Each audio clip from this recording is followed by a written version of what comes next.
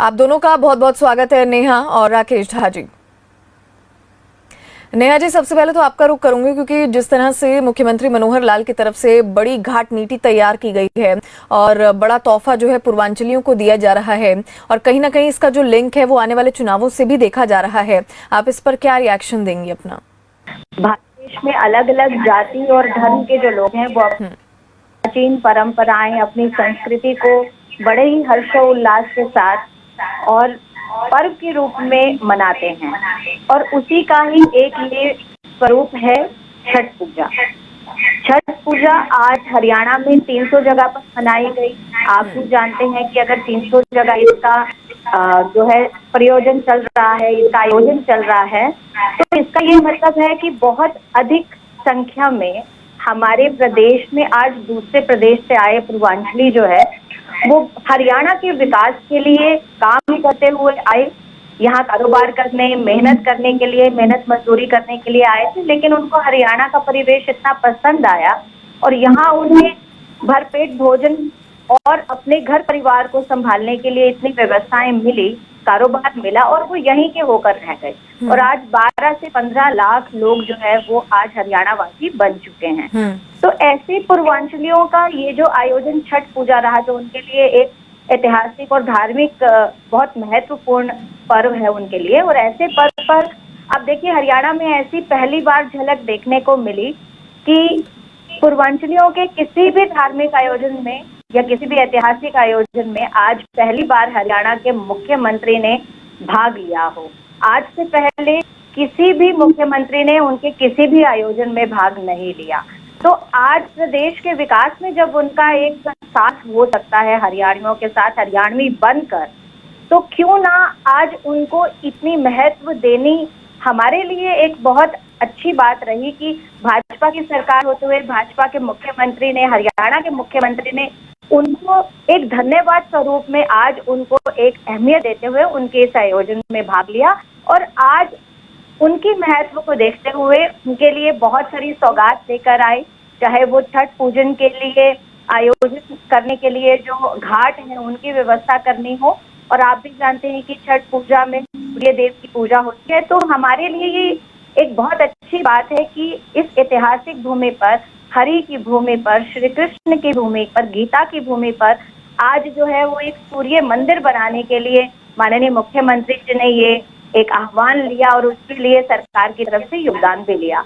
मैं इसको एक कंप्लीटली जो भारत का परिवेश है वसुधैव कुटुंबकम को लेकर, या फिर भारत जो है वो अपनी सभी रीति रिवाजों, परंपराओं को सम्मान की दृष्टि देता है, एक सनातन परंपरा को देखता है, मैं केवल इसको उसी रूप में देखना चाहूंगी क्योंकि इस पर राजनीति की बात हो ही नहीं सकती। क्योंकि आज तक किसी भी मुख्यमंत्रियों ने पूर्वांचली साथियों को जो है वो अपनापन नहीं दिया। मैं इसके लिए खेद व्यक्त करती हूँ। लेकिन आज अगर माननीय मुख्यमंत्री मनोहर लाल जी को ऐसा महसूस हुआ कि अब हमारे जो कुछ पार्षद साथी भी आज हमारे साथ पूर्वांचली हैं, पानीपत में, करनाल में, हांसी में पूर्वांचली साथी आज पार्षद भी बन चुके हैं, तो जब समाज ने उनको एक्सेप्ट करना शुरू कर दिया है, हमारी राजनीतिक पृष्ठभूमि में वो आने लग गए हैं, तो प्रादेशिक स्तर पर भी उनको एक स्वीकार्य भाव होना चाहिए। और आज वो हरियाणवी हैं, आज वो पूर्वांचली नहीं है। आज हम उन्हें हरियाणा एक, हरियाणवी एक की जो विचारधारा माननीय मनोहर लाल खट्टर जी की है और उसी विचारधारा को ही आगे बढ़ते हुए मैं देख रही हूँ। हमने समाज को बांटा नहीं है, हमने जाति में नहीं बांटा है, हमने समाज को एक जुट होकर समरसता के भाव से। लेकिन नेहा जी, सवाल तो यही है कि मौके तो बहुत थे हरियाणा के सीएम मनोहर लाल के पास, सीएम के पास मौके तो बहुत। और मैं समझता हूं कि यह जो है हरियाणा सरकार और मनोहर लाल खट्टर जी का इसके लिए बहुत बहुत धन्यवाद है कि उन्होंने समाज के राकेश झा जी, एक दर्शक हमारे साथ जुड़ गए हैं, प्रेम है चेन्नई से। प्रेम, पूछिए आप अपना सवाल। नमस्कार मैम। नमस्कार मैम, मैं तो ये बोलता हूँ कि धर्म का काम जो ये किया जा रहा है, भारतवर्ष को एक जोड़ में जोड़ा जा रहा है हरियाणा में, ये बहुत बढ़िया है। क्या कुछ कहेंगी आप इस पर नेहा, क्योंकि हरियाणा सरकार जिस तरह से काम कर रही है और हर तरफ उनकी प्रशंसा हो रही है, चाहे वो कोई भी दल क्यों ना हो। पहले भी हरियाणा सरकार की तरफ से आंगनबाड़ी वर्कर से लेकर कई ऐसे दल, छोटे वर्ग से लेकर बड़े वर्ग तक हरियाणा सरकार की तरफ से लगातार इस पर कार्य किए गए। अब फिलहाल जिस तरह से घाटों के निर्माण को लेकर सीएम मनोहर लाल की तरफ से कहा गया, पूर्वांचलियों को बड़ी सौगात दी गई, कहीं ना कहीं अब पूर्वांचली भी बहुत खुश हैं और वो भी आपस में प्रशंसा जो है वो करते हुए नहीं थक रहे हरियाणा सीएम मनोहर लाल की। और उनका भी साफ तौर पर कहना है कि अब उनको पर्व मनाने के लिए हरियाणा से बाहर जाने की जरूरत नहीं पड़ेगी। बिल्कुल परमीत जी, मैं थोड़ा सा यहाँ पर आपको आसपास के जो राज्य हैं उनके माहौल के हिसाब से और हरियाणा के जो भाजपा सरकार है उसकी सोच के बारे में आपको थोड़ा सा विश्लेषण दूंगी बहुत जल्दी।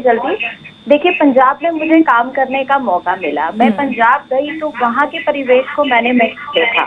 हालांकि हरियाणा से ज्यादा संख्या में पंजाब में पूर्वांचली हैं, लेकिन पंजाब में अभी भी राजनीतिक पृष्ठभूमि पर देखें तो या सामाजिक पृष्ठभूमि पर देखें तो पूर्वांचलियों को उतनी महत्व नहीं दिया गया है।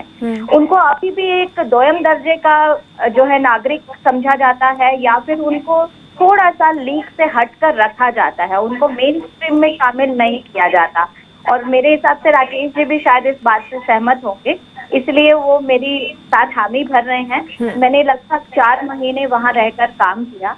मैंने बहुत पूर्वांचलियों के साथ में वहां पटियाला में, लुधियाना में जो पूर्वांचलियों के साथ हमारा मिलना जुलना हुआ और उन सभी लोगों के साथ मिलकर हमें ये लगा कि कहीं ना कहीं अपनत्व का भाव की कमी है। क्योंकि जब कोई इंसान माइग्रेट होता है, अपनी जगह को अपने जन्म स्थान को छोड़कर किसी और अन्य राज्य में कारोबार करने के लिए आता है, तो वो उस राज्य का होकर रह जाता है, लेकिन उस राज्य के जो वासी हैं, जो वहाँ के बाशिंदे हैं, वो उन्हें अपनापन नहीं देते। लेकिन आज हरियाणा में ये जो छवि देखने को मिली है वो बिल्कुल इसके विपरीत मिली है। क्योंकि आप भी जानते हैं कि हमने पहले दिन से 9 साल हो गए आज हमें सरकार में रहते हुए, जनता के लिए काम करते हुए, हमने हरियाणवी एक की बात कही है और उसी बात को हमने आज नहीं कई बार पहले भी उसको हमने प्रभाषित किया है और आज भी हमने यही दृश्य ही जनता के सामने रखा है कि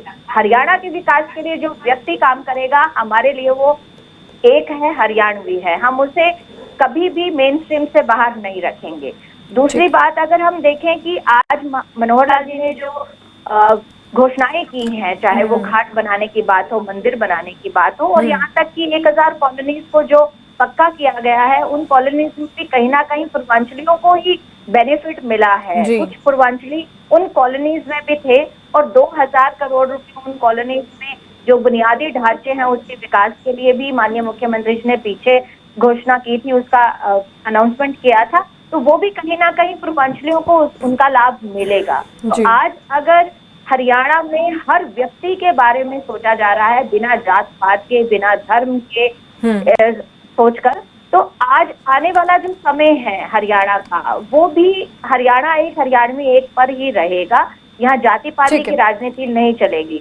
देखिए, दिल्ली हमारे पड़ोसी राज्य है, वहां पर कितने बड़ी संख्या में पूर्वांचली हैं और छठ पूजा का आयोजन को लेकर ही अरविंद केजरीवाल ने बहुत बड़े बड़े चुनावी वादे भी किए कि हम यमुना का पर घाट बनाएंगे जहां पर्यटन के लिए जा पाएंगे, यमुना का पानी हम स्वच्छ बनाएंगे। लेकिन आप देखिए कि आज वो झूठे वादे ही सबके सामने आए। आज भी हमारी जो पूर्वांचल बहनें हैं वो इतने प्रदूषित जल के अंदर खड़ी होकर पूरी रात इतने घंटों तक खड़े रहकर उन्होंने वहां पर पूजा किया। तो ये आप आस पड़ोस के राज्यों का दृश्य देखें और हरियाणा के दृश्य देखें, जो कि बिल्कुल विपरीत है। बिल्कुल। राकेश जी, राजनीतिक लाभ कितना मिलेगा हरियाणा सीएम मनोहर लाल को, क्योंकि हर वर्ग के लिए लाभ सीएम मनोहर लाल ने पहुंचाया है, तो कहीं ना कहीं आने वाले चुनावों में भी इसका लाभ सीधा बीजेपी को मिलेगा, सरकार को मिलेगा। और आने वाले चुनाव में 2024 में उनको जन समर्थन,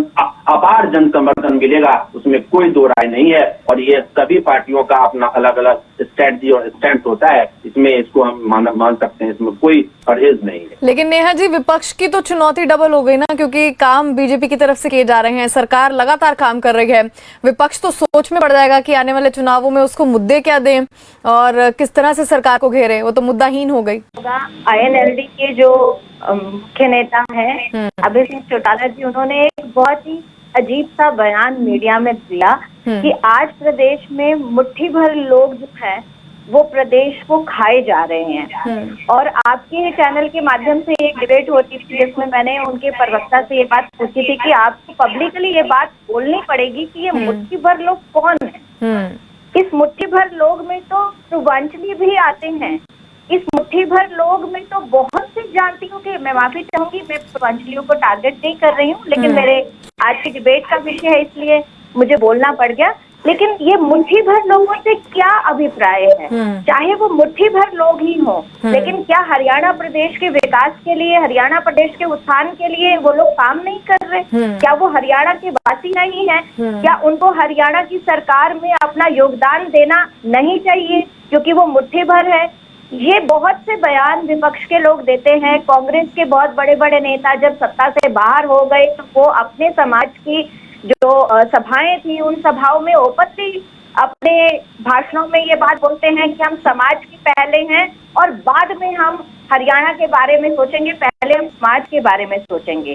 तो जब उन नेताओं की, विपक्ष के नेताओं की, जो कि मुख्यमंत्री भी रह चुके हैं और बहुत बड़े नेता माने जाते हैं, हरियाणा को उन्होंने कई बार रिप्रेजेंट किया है, हरियाणा की जनता को रिप्रेजेंट किया है लोकसभा में, विधानसभा में, जब वो लोग सत्ता से बाहर होते ही इस तरह के बयानबाजी, जातिगत बयानबाजी करने लगते हैं, तो क्या जनता आज जनता बहुत समझदार है? जनता को ये दृश्य समझ में आते हैं कि ये लोग केवल वोट के लिए इस तरह से बातें करते हैं और जब इनको सत्ता से बाहर जनता कर देती है तो घबरा जाते हैं और अंदर गिलल जो बयान जो है ये चलते रहते हैं। हरियाणा की सरकार माननीय मनोहर लाल जी के नेतृत्व में बहुत अच्छा काम कर रही है और उसका दृश्य आपको हर रोज मिलता है। कहीं ना कहीं कोई ना कोई योजनाएं पूरी हो रही हैं उसकी खबर आती है, कहीं ना कहीं नई योजनाएं शुरू होती हैं तो उसकी खबर आती है। जनता सब देख रही है कि आज जो है जनता की सरकार है, भाई भतीजावाद की सरकार नहीं है, परिवारवाद की सरकार नहीं है, केवल एक कम्युनिटी की सरकार नहीं है, आज हरियाणा वासियों की सरकार है। तो मैं यही कहूंगी कि विपक्ष की चिंता बढ़ेगी, विपक्ष के लोगों को बुखार बढ़ने वाला है कि किस तरह से वो हम पर ये इल्जाम लगाते हैं कि हमने प्रदेश अध्यक्ष जी को बदला तो हमने एक ओबीसी जाति को टारगेट किया, उसको हम अपना बना रहे हैं। अब हमने पूर्वांचलियों के लिए इतनी सारी सौगात ला दी तो हम अब पूर्वांचलियों को अपने हक में कर रहे हैं। देखिए ये तो एक यूएसपी है। बिल्कुल ये मानना पड़ेगा नेहा जी कि विपक्ष की चुनौतियां जो हैं वो बढ़ती जा रही हैं और हरियाणा सरकार जिस तरह से काम कर रही है आगे भी उनको और सफलता मिलेगी। फिलहाल आपका दोनों का ही बहुत बहुत शुक्रिया, आप दोनों इस डिबेट में जो है शामिल हुए।